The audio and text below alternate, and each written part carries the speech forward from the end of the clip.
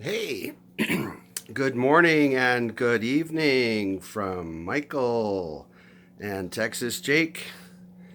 I just wanted to check in. It's been a few days. I've been a little bit busy uh, with family. Um, uh, and of course, I always try to stay out of harm's way with the COVID, isolate yourself as much as possible, and don't get into any kind of a mess. And I wanted to kind of let you all know what I've been doing and what I'm finding out. It's kind of unique. I don't get to know everybody individually, but I do get a few hits, and then uh, we talk, and I'm going to tell you how it goes. So, this is so much for the online dating experience for me. I think I've met two that were American women that were probably from different areas of states. I think one was in Indiana and the other was in Florida. However, those that are from foreign countries, from everywhere from Nigeria, which is the Africa continent, and or the Philippines, and or Colombians and Peruvians and Ukrainians, most anyway. The conversations on those sites go as follows: Hi, how are you? I'm fine.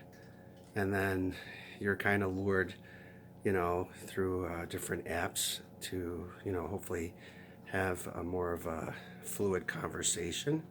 And that has led to, primarily from one particular country, it's not led to, just falling in love like instantly and exposing. There's been a little bit of that on their end. And then wanting you to pay for load.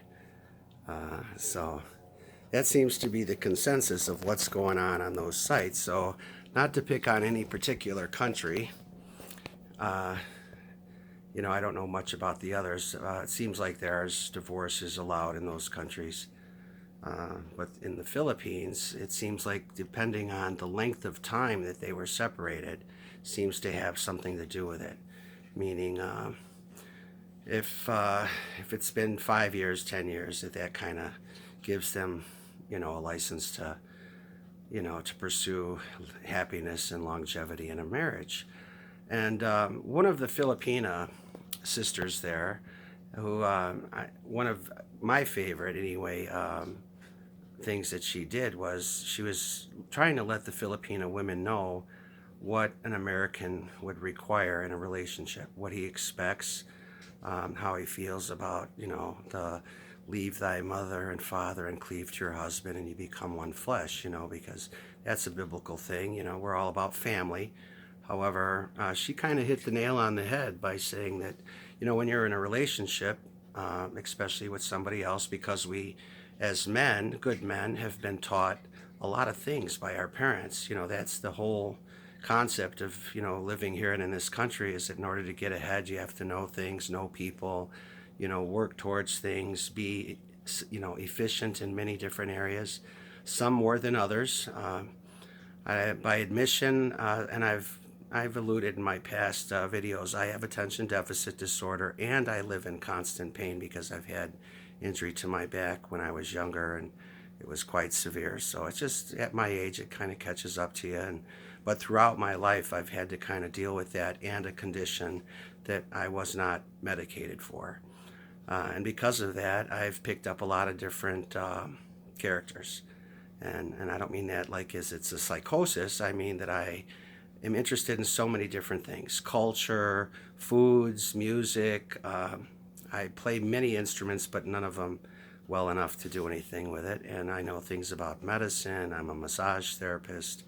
I'm a Reiki master and teacher. So I just grew up with parenting and good parenting and grandparents that were fortunate enough, they were adopted grandparents, to go around the world twice. And I've said before, grandfather wrote for the Time magazine and was a postmaster, and the grandmother to that was, a computer scientist. And so anyway, they traveled around the world, brought over all different cultures of their experience, pictures of, and artifacts and knowledge. Me and my grandfather built a pyramid out of conduit, but it was precisely measured. And at one time, it was kind of in vogue to make pyramids and sit under them and stuff. So, as far as reflexology, foot massage, mapping, iridology, herbal, ways to heal using holistic medicines and herbs, I've kind of got a lot of background in that. I'm trying to do other things on the internet. However, I have this little bundle of joy here that's a big responsibility to me, and he walks too much. But anyway, I wanted to let you guys know, those of you that are curious, and even some of those Filipinas out there, you can't get on these lines, and I know you are, and you even say that you're separated. That's very large amounts of that. So I did go back on there, even internationally, this way, so it's not picking on any one culture. But they're not really looking for anybody. And with, their circumstances, I even put it to this one lady. It's like 35,000, no, 350,000 pesos to activate an annulment. You have to have grounds. Like I'm teaching them what they already know, but they don't assume that American men or Australian or others might know that. So, there is some advantages, I guess, if all that was, cleared up and that you didn't have to go through that. I feel sorry for him, but I feel sorry more for the person that is strapped with that, and they want you to go fund me, type of thing. It's just I don't feel bad that there's no divorce in the Philippines. I feel bad that they can't reconcile their differences, because if your options are not clear, it would make sense. If you have no grounds for an annulment, you've known this person like they go, like you can't do the math. We've been separated for 30 years and you haven't figured out a way yet, or 10 years or 5 years to annul that marriage. And if there's no annulment for, and I'm not saying that this is correct behavior, but abuse, whether it's verbally, adultery, those are not grounds. I think there was 5 that were mentioned that I've ever heard of. So if you have those grounds, that's your brother, sister, uncle, aunt, you didn't know it type of thing. You were married at 15 without parental consent, things like that. And that you did that quite quickly. Even if you didn't have the money, it was in some way documented that had that argument. Instead, 10 years later, 15 years into that reunion, you're making babies, and then all you guys are doing is just swapping out partners and making more families. Under what impression, I don't know, that somebody's just going to say, well, come be with me in the United States and we can have a good life and lifetime. We want a lifetime partner. But you guys got to quit selling that stuff. You're selling stuff and then don't want us to want just that and to respect you, love you, and be with you forever. And we're asking you in return to be a partner to us. If you have goals and wants and needs, discuss those with us. Talk about your past, present, future, so that we know what we're getting ourselves into. And then just as a couple, you move forward and you have something together for what's left of your life. Or if you feel like you're going to live longer and they feel like they want to be with someone like you for the rest of their life, then you go for it. That's, my brother maybe it wasn't luck. Maybe it was just he found somebody that just had some good sense and knew what they wanted, and I think on some of these sites, a lot of people are just fantasizing about what they can do or have, and they don't have the means to do it, and they expect that you're some, knight in shining armor and is just going to come there and save the day and pay for it all, and then after you've done that, then pay for their families because you got it like that. Then come here to our country and then lament because they want to go back to their country. It just seems like an expensive journey.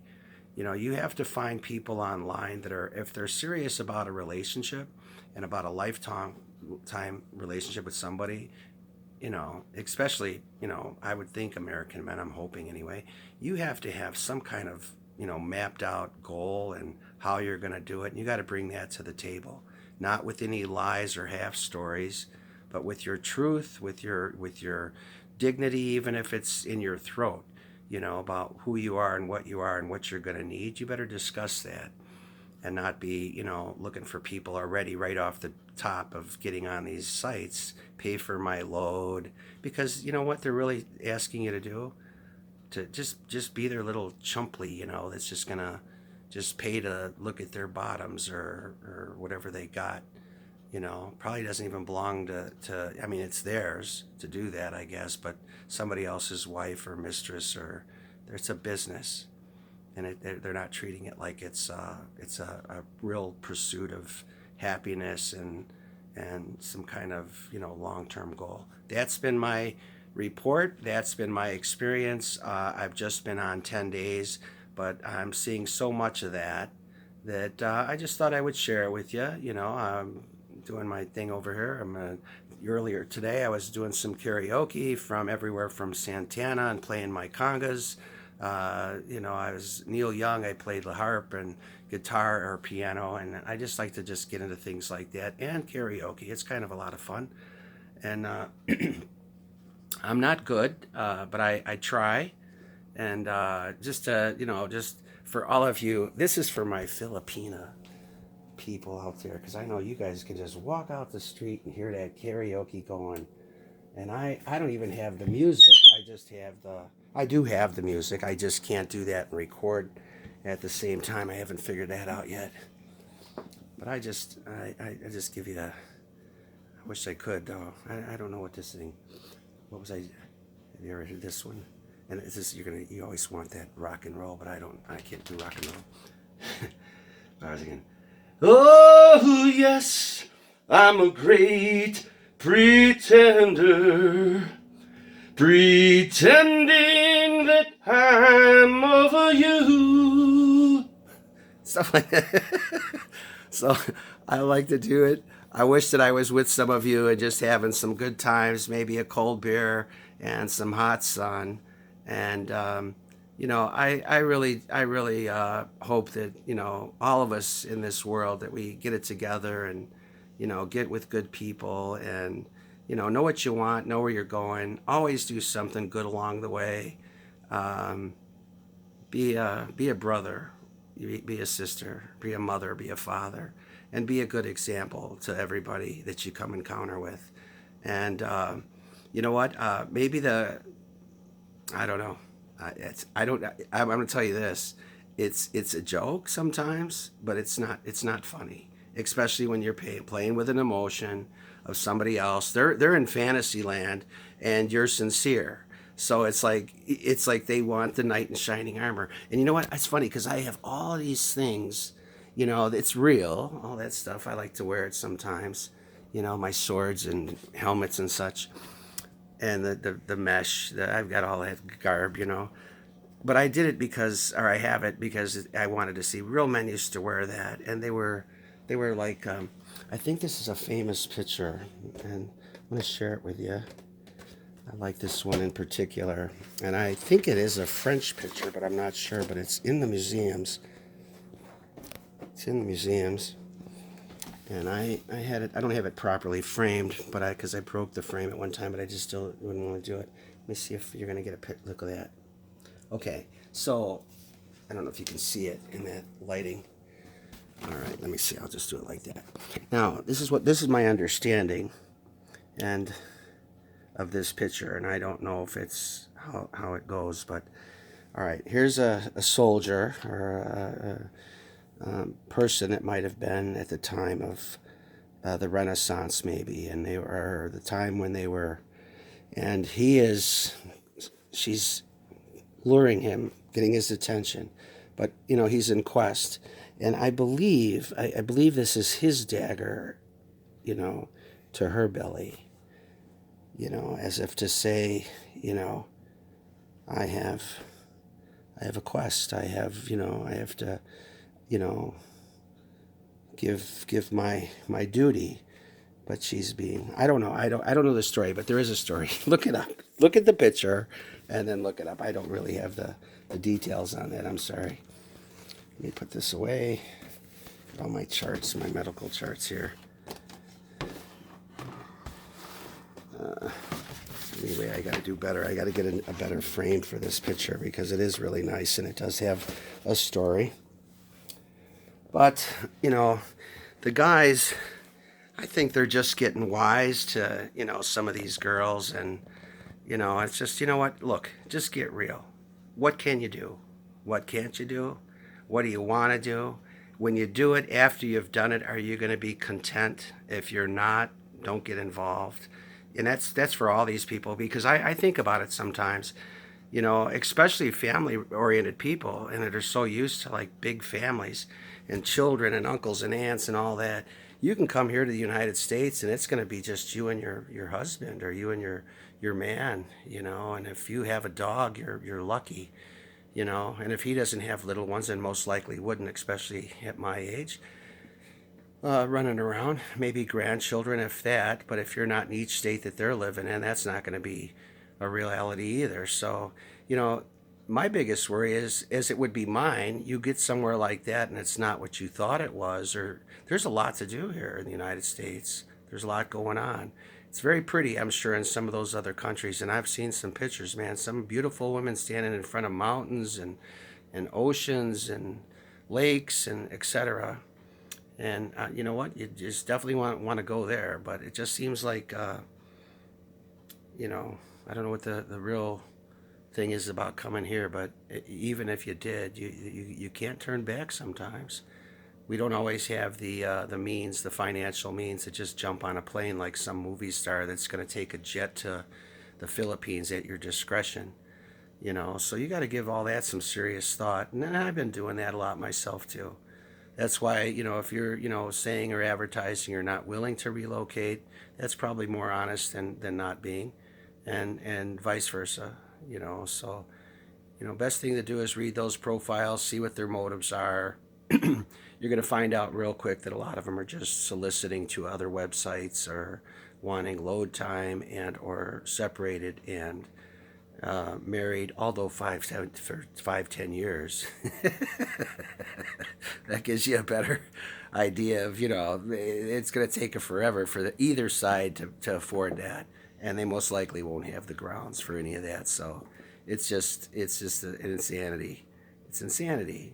Because you know what? When you know what you want, you don't go to the frickin' store to get a loaf of bread, and a particular brand at that. And then when you get there, go, I don't know what I want or what I come for. If you did, guess what? They're going to say you're kind of losing your faculties. So, you guys got to know where you're going, what you want, if you have the resources to do that. And if you don't, you're kind of like, and I don't want to say it, I think it starts with an F and ends with a K. You're just an ED after that. You're just, what are you going to do? What are your options? You wait for a vacationer to show up and say, yoo-hoo, how about, a little blah, blah, blah, blah, because you can't do nothing anyway, except that. How are you ever going to wind up here in the United States? And that's a shame. And I think that's just what's going on, in a lot of situations and our countries, But if you really want to come here to the United States, and you have something to offer your mate as well as the country, and you just really just have always thought about it and wanted to do it, you need to find a way. And a hustle and a scam isn't the way to do it. Or to have somebody else pay to talk to you, as if, there's no charge, to talk to somebody. Shouldn't be. And if they're in that situation, it's not, I don't know what's going to make it any better if they're in your life. So, sorry about that. I just got a little overkill there. Please do something right by somebody, man, and pick up an instrument or do something. I was toting on, I got ukuleles, I got harmonicas, I got all kinds of drums, Brazilian drums and different things, and I get that stuff to just keep my mind busy, and I do the massage and take classes or teach those, so that's what my day's like, outside of walking this dog, and if it's not me physically doing it because I'm